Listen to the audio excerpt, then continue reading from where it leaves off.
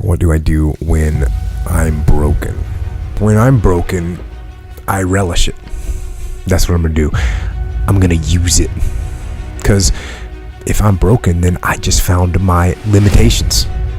And until I know what my limitations are, how can I push them? How can I get better? But once I see it, once I feel it, once I see where I was broken, then I can attack that weakness. I can fill in that gap. I can reinforce that breach.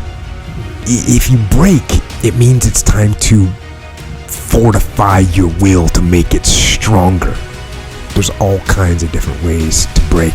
You can break physically, you can break mentally, you can break your heart, you can break your spirit, and none of those are fun, and all of those are gonna leave a mark.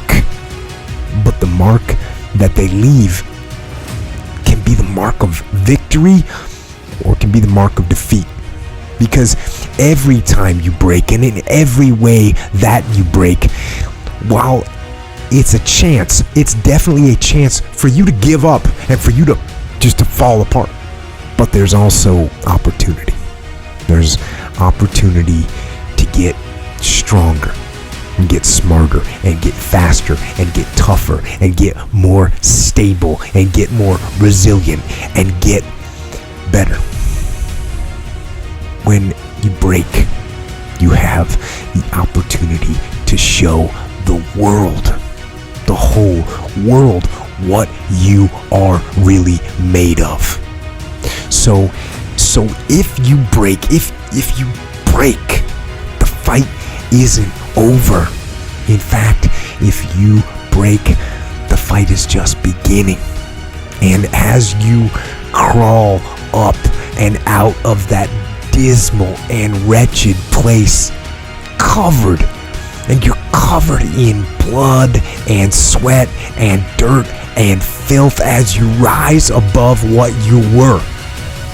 And as you take the form of who you are supposed to be, you will see that in the very act of standing up, in the very act of fighting on, you will become and you will remain unbroken. I'm not saying to put yourself down. I'm saying listen to the truth.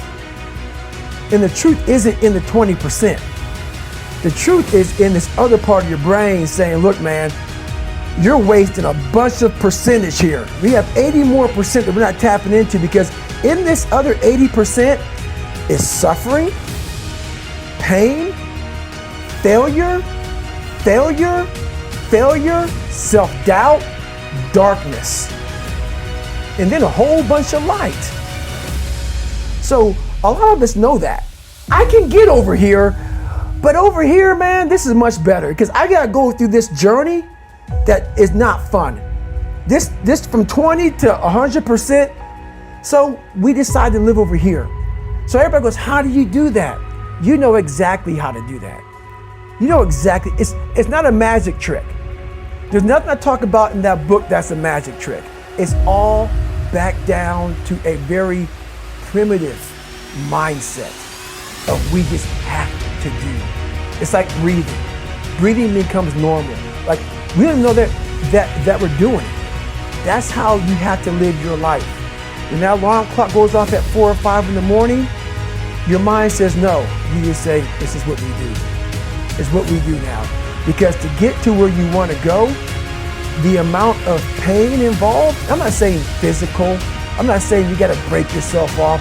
The amount of mental pain of how many times you're going to have to do something that you don't want to do to get to where you want to go is going to be, there's going to be more times you do something that you don't want to do than you are going to want to do.